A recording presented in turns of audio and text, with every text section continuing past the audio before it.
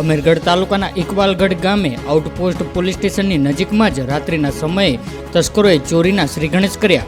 જાણવા મળતી માહિતી મુજબ ઇકબાલગઢ આઉટપોસ્ટ પોલીસ સ્ટેશનની નજીક જ એકાએક રહેણાંક મકાનમાં તસ્કરો ત્રાટક્યા હતા.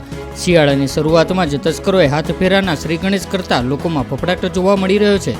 ત્યારે રહેણાંક મકાનમાંથી તસ્કરો 2 સિલાઈના મશીન લઈ ગયા હોવાનું જાણવા મળ્યું, જેની અંદાજિત કિંમત 15,000 ગણાય છે.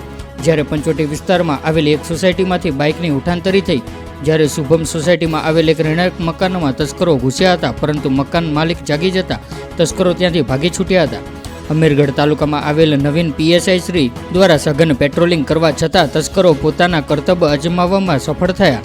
જ્યારે ઇકબાલગઢ આઉટપોસ્ટ પોલીસ સ્ટેશનની નજીક જ ચોરીના બનાવો બનતા સ્થાનિકોમાં ભયનો માહોલ જોવા મળી રહ્યો છે. Praveen Agrawal, DP news, Iqbalgadh. ચોરાઈ ગયા છે. 13,000 ના હતા. એના બદલે આ જાણથી હું સાંજે કુવા પર જતો રહું, રાતે કુવા પર રહું, દિવસે આવું એટલે દેખ્યું એટલે આ સાવ તૂટી ગયું.